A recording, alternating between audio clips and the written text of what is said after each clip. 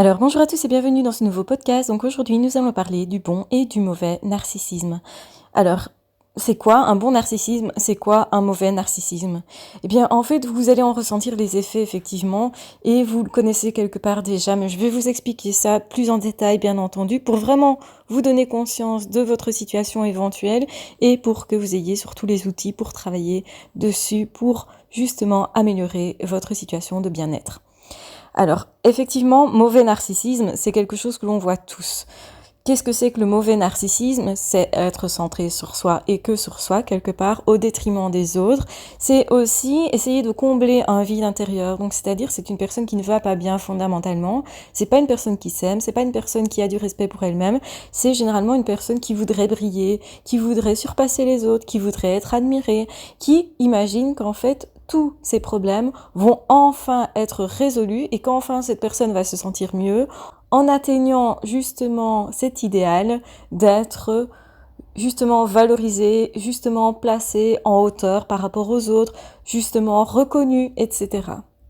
Donc, ce que ces personnes recherchent, c'est surtout l'admiration des autres, l'attention des autres, et souvent c'est confondu avec l'amour des autres, parce qu'en fait, l'amour de l'autre ne peut vraiment combler le premier qu'à partir du moment où on a un bon narcissisme, où on a déjà de l'amour pour soi. Donc en réalité, si vous voulez vraiment réceptionner les autres, il va falloir d'abord vous réceptionner vous correctement. Si vous voulez vraiment pouvoir réceptionner l'amour de l'autre, le comprendre, partager vraiment avec l'autre, avec l'univers entier, le monde entier, les animaux, etc., il va falloir avoir un minimum d'amour pour vous. Il faut une base, effectivement, qui est justement une base de bien-être quand même déjà. Donc, c'est-à-dire qu'à partir du moment où vous vous aimez, dans le sens où vous acceptez aussi vos faiblesses, vos défauts, ce qui ne vous plaît pas toujours, mais vous êtes tolérant avec vous, vous dites c'est pas grave, si j'échoue, ça fait partie du chemin, etc. Vous êtes, autrement dit, plutôt cool avec vous-même, vous vous aimez, vous êtes tolérant, vous êtes amour dans le sens, vous vous respectez. Dans ce cas-là, vous pouvez aussi respecter les autres et aussi recevoir les compliments comme étant de réels compliments. C'est-à-dire quand on ne s'aime pas vraiment, on reçoit un compliment, on se dit qu'est-ce que cette personne me veut. On peut être agressif, on peut être justement sur la défensive, on peut douter de la personne en face en train de se dire c'est peut-être quelqu'un qui essaye de me manipuler, c'est peut-être quelqu'un qui ne le pense pas vraiment, qui veut autre chose derrière ou qui veut m'emmener sur un terrain glissant, ou bien simplement je ne crois pas à cette personne, puisque je ne crois pas que j'ai effectivement ce talent-là, ces mérites-là, et donc je ne crois pas que je suis digne de ces louanges-là. Je voudrais bien y croire quelque part, et donc j'attends l'admiration des autres, mais en même temps, je ne peux pas la valider. Et c'est pour ça que parfois vous êtes vraiment aimant par rapport à quelqu'un qui est justement en mal-être, et ce quelqu'un ne vous reçoit pas. Ce quelqu'un, justement, ne peut pas comprendre que c'est vraiment un réel sentiment d'amour, que vous n'attendez peut-être pas grand-chose en retour, c'est plutôt que vous avez remarqué un talent particulier et que vous êtes sincère. Eh bien, parfois, on vous prête l'intention de ne pas être sincère, des mauvaises intentions même, éventuellement. Donc ça, c'est souvent du fait d'avoir en face de soi une personne qui justement ne va pas bien, une personne qui ne s'estime pas, qui ne peut pas s'évaluer correctement. Bien sûr qu'on a tous des opinions différentes, parce que l'opinion c'est quelque chose qui est subjectif, et on voit l'autre à travers son propre regard, à travers sa propre vie, sa propre histoire, ses propres valeurs, donc on n'est pas du tout neutre. La neutralité c'est quelque chose d'idyllique, donc c'est pas quelque chose qui existe vraiment fondamentalement. On est tous influencés par ce qu'on a vécu, par ce qu'on pense, par la manière dont on voit les choses et ce sur quoi on se concentre. On ne voit pas forcément la même chose chez une personne, même si on regarde la même personne ou qu'on regarde le même paysage, on ne va pas nécessairement voir la même chose parce que notre attention est peut-être portée sur des choses bien différentes. Donc, ce qui se passe, c'est qu'une personne qui a un mauvais narcissisme est plutôt malheureux, est plutôt en manque d'amour par rapport à elle-même, essaye en fait de se masquer ses manquements, ses vides intérieurs plutôt que de les accepter. Et donc du coup, pour justement continuer à se mentir, à se glorifier, à penser, et c'est une tentative de résoudre le problème mais qui échoue, pour essayer de me réparer quand je suis narcissique mais d'une mauvaise manière, c'est que je vais chercher l'approbation, l'amour, l'attention des autres, mais je n'en aurai jamais assez, si vous voulez. Je ne serai jamais remplie de ça parce que, justement, je me remplis pas moi à la base.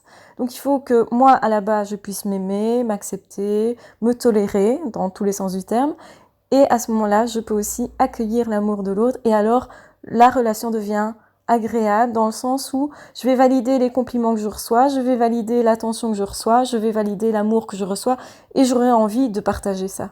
Parce qu'en fait, ça va pas s'annuler, parce que je vais pas avoir de frustration.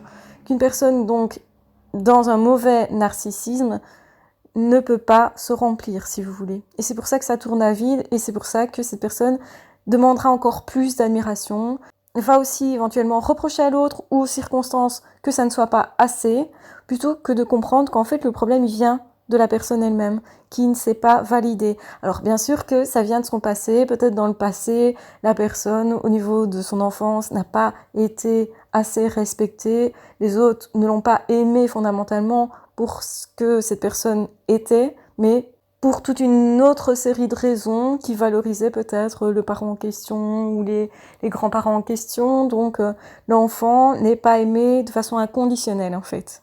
Et donc du coup, il doit toujours briller, il doit toujours être à la hauteur, donc il va reproduire ce comportement à l'âge adulte parce que ce qui n'a pas été comblé enfant, il va toujours chercher à le combler. Tant que ce n'est pas comblé, en fait, on cherche toujours à se réparer. Parce que l'être humain, naturellement, essaye continuellement d'améliorer sa situation. Et donc forcément, plus on est mal dans sa peau, et plus on va être centré sur soi, sur ses problèmes, et ça devient urgent, si vous voulez, d'aller mieux, parce qu'il y a souffrance. Qu'une personne qui a un bon narcissisme, c'est une personne qui est centrée sur elle, mais qui arrive justement à se remplir d'abord, et puis après, qui peut accueillir l'autre, qui peut partager avec l'environnement, avoir de réelles passions. Autrement dit, c'est une personne qui va être beaucoup plus joyeuse, heureuse, etc. Donc, automatiquement, cette personne-là, elle n'est pas en état de manque, elle n'est pas en état de besoin, donc elle cherche pas l'admiration des autres, mais généralement, justement, elle l'obtient plus, parce que tout ce qui est passionné est passionnant, tout ce qui est joyeux, toute personne joyeuse va attirer. Donc, autrement dit, c'est une personne qui va justement rayonner et donc amener les autres à elle et permettre d'autant plus l'échange. Donc, les autres vont avoir d'autant plus envie d'échanger et ça va être possible parce que dans ce cas-là, on est face à une personne qui pourrait être pleine d'amour, etc. Et donc, on peut échanger vraiment. Donc, idéalement, il faut 2 personnes qui soient dans le bon narcissisme pour avoir une bonne relation. Donc, il faut une bonne relation à soi, une bonne relation à l'autre pour que ça fasse quelque chose d'équilibré. On ne demande pas à l'autre trop, on n'est pas exigeant. Quand on reçoit, on est heureux, on trouve que c'est assez à chaque moment et on a envie en fait d'aller toujours plus loin, de partager plus, etc., d'améliorer la relation, d'améliorer éventuellement l'autre aussi en l'aidant, etc., en l'épaulant. Donc on va s'aider soi aussi parce qu'on trouve un avantage, évidemment, par rapport à soi-même dans ce partage-là. Donc on donne et on reçoit. Et donc on est heureux encore plus de donner parce qu'on a reçu et parce qu'on n'avait pas besoin, on a encore moins besoin, mais on a envie quand même.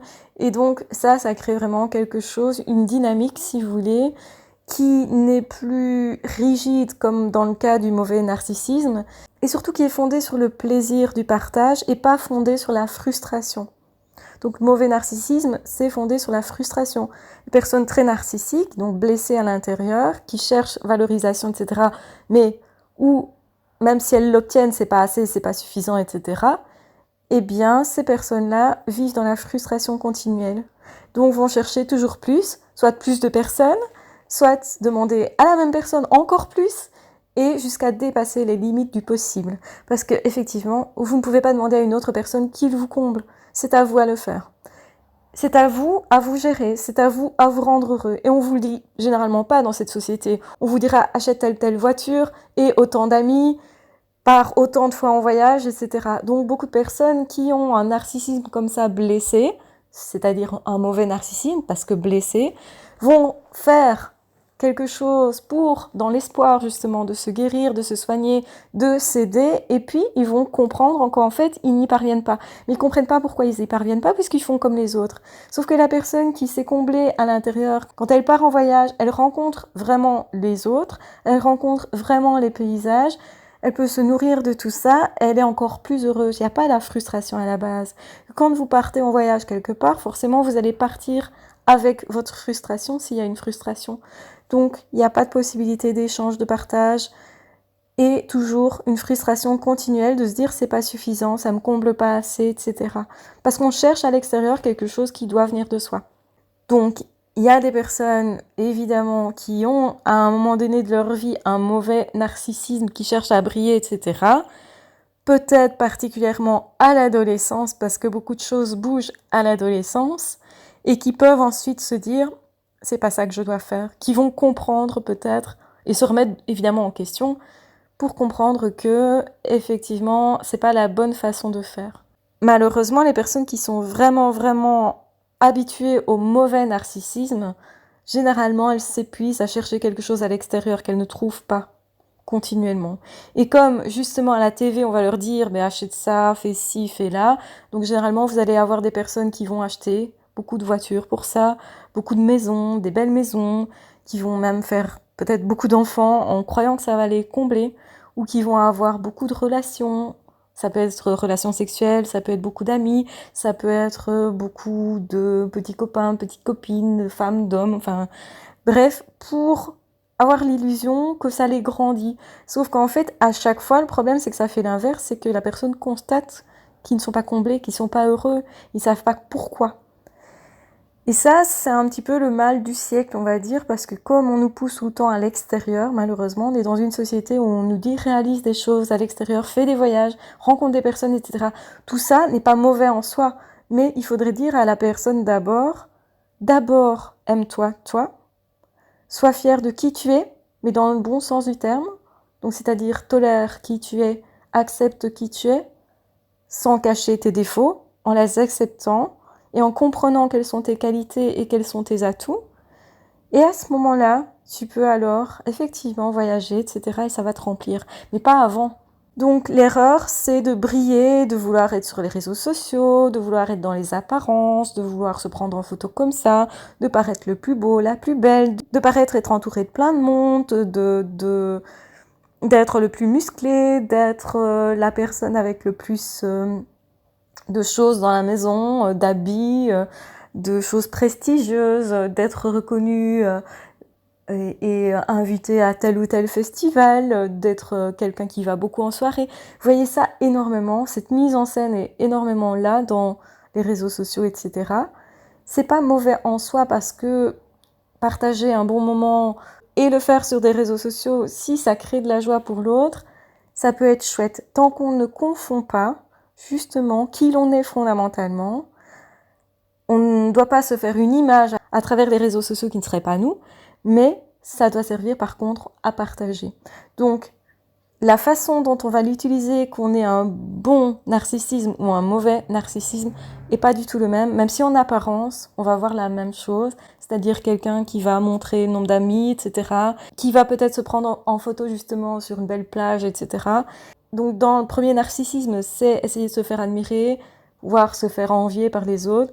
Dans le bon narcissisme, c'est plutôt essayer de partager, de montrer quelque chose de paisible à l'autre. Regarde, cette plage est magnifique, tu devrais y aller aussi. J'ai vécu quelque chose de formidable, je voudrais te le partager en nom de notre amitié ou de notre relation. Et peut-être ça te donnera envie de vivre ça toi aussi, parce que c'était chouette pour moi et j'espère que ça sera chouette pour toi. Voilà la différence. Donc c'est pourtant, on poste une photo sur les réseaux sociaux, on ne voit que ça, mais ce qu'il y a derrière n'est pas la même chose. Donc toujours attention à ce que la personne met derrière ses actions. Parce que parfois, c'est difficile de faire la distinction, justement.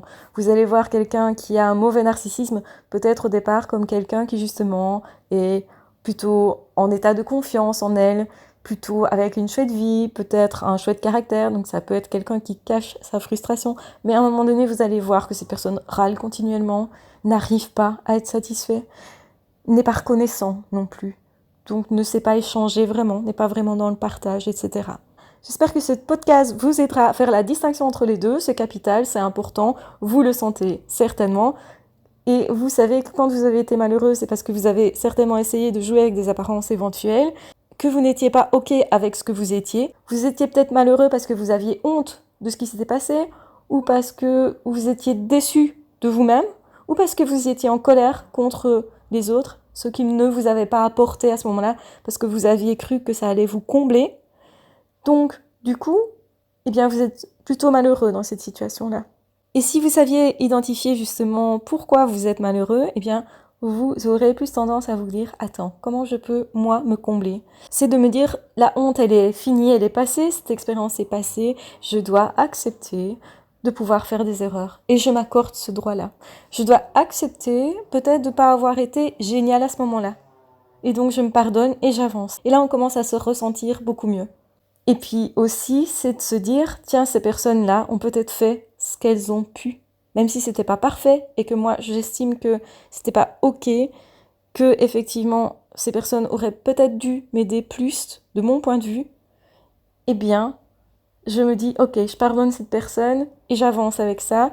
Donc, je continue la relation, ou peut-être pas, ou je me décide de chercher des relations plus satisfaisantes et j'oublie ce passé-là, je me concentre sur autre chose et je recommence à être de nouveau heureux, parce que je me remplis moi-même. Voilà comment le bon narcissisme vous rend heureux et comment le mauvais vous rend malheureux. Je vous embrasse bien fort, je vous aime très fort. J'espère que ce podcast vous aura hautement intéressé. Il est capital, vous l'aurez compris. Et de toute façon, je vous embrasse bien fort. Merci d'être sur cette chaîne. Je vous embrasse vraiment beaucoup. Je vous remercie pour votre attention, pour votre présence. À ciao, bye bye.